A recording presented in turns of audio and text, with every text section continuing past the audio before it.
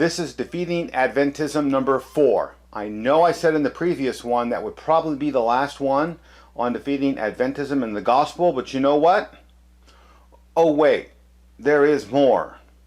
Now I know there's probably even more after this, and those of you true Christian and former Adventists who have watched the series of these 4 refutations of the Adventist false gospel message will likely type comments to me and say, oh, but wait, you could have mentioned... And you know what? I am sure you're right. Because in an organization like this, who obviously does not follow the Bible, they like to say they do, but it's easy to prove that they don't, I'm sure there's other errors. So we're going to look at this one here. We are going to look at, and we're going to ask this question.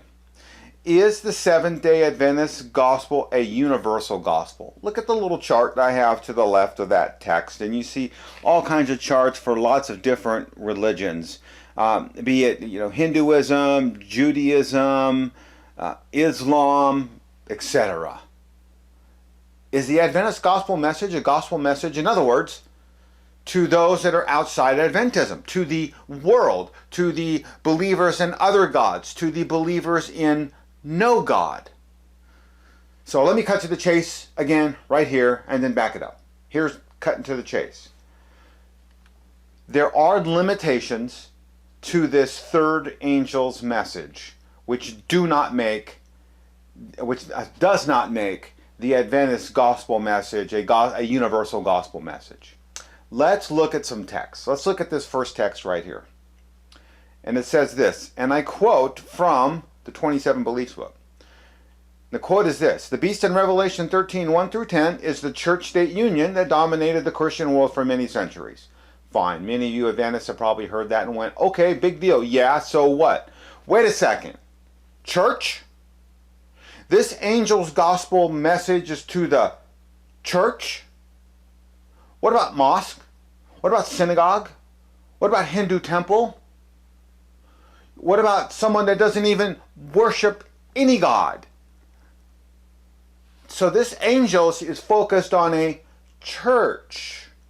Let's look again. Second set of text. It says this from the 27 Beliefs. The image of the beast represents that form of apostate religion that will be developed when churches, having lost the true spirit of the Reformation... What? Here we are again. Church? No mosque, no temple, no... What are reaching those that don't go to any of the above? And Reformation spirit, isn't that interesting? See, this angel has a gospel message to Christianity. Not Islam, not Judaism, not Hinduism, and keep going down that chart you saw on that slide with all the symbols on it. No, the Adventist message is really, it's a gospel message to the church, to the Christian church, which it opposes. And it says Reformation spirit, those that lost the Reformation spirit, you see here on the slides, what Reformation spirit did the Hindus lose? I don't think, we all know what Ellen White means by Reformation because you've read any literature about this time, and even still today, there's lots of discussion on the Reformation and losing its spirit, etc. And that's where Adventist sees itself taking off from there. Let's look at one final block of text on this slide, and it reads this, and follow along with me. The final issue involves true and false worship, the true and false gospel. When this issue is clearly brought before the world, those who reject God's memorial creatorship, the Bible Sabbath, choosing to worship and honor Sunday in full knowledge that it's God's appointed day of worship, will receive the mark of the beast. There you got it, right?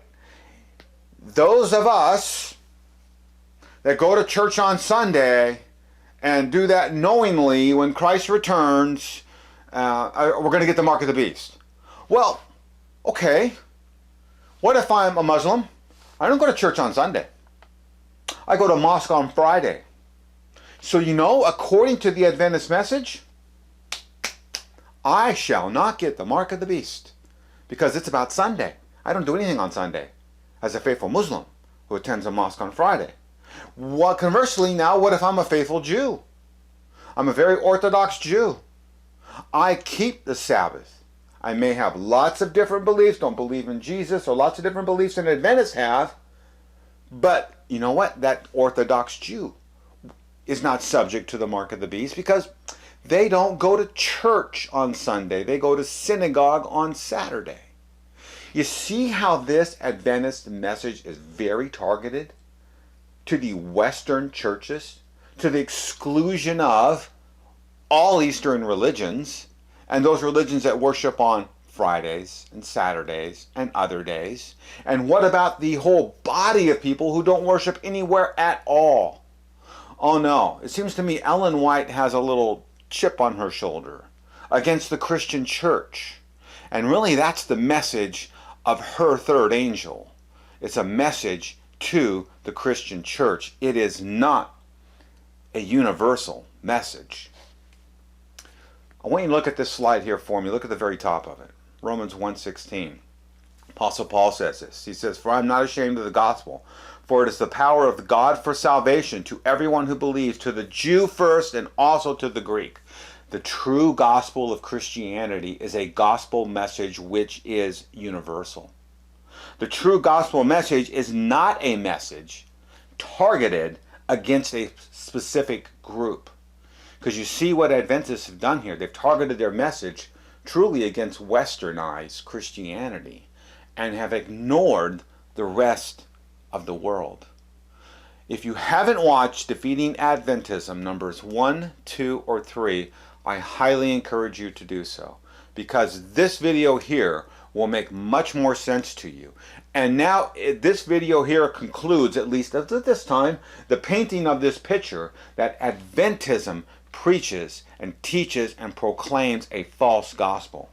And you Adventists, you need to really consider, again, your relationship with this church. Look at this slide here and the top of it where it says what? Examine yourselves to see whether you're in the faith. Test yourself. Or do you not realize this about yourselves, that Jesus Christ is in you, unless indeed you fail to meet the test?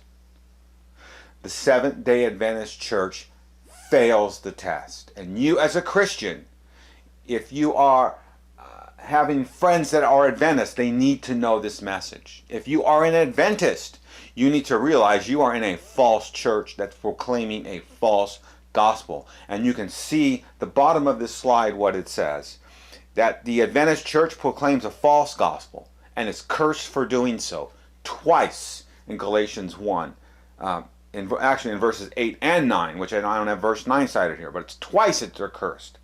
Adventism, you'll see it in Defeating Adventism number 2, admits they can't preach the gospel that the Apostle Paul preached, which is 1 Corinthians 15, 1 through 4. They say they can't do it. Look at it, Defeating Adventism number 2. They admit it. And this, lastly, this third angel's message here, it's targeted exclusively to churches. It's not a universal message. So, my Adventist friends, you're in a false church, proclaiming a false gospel. The curses of Galatians 1, 8 through 9 are applicable to you.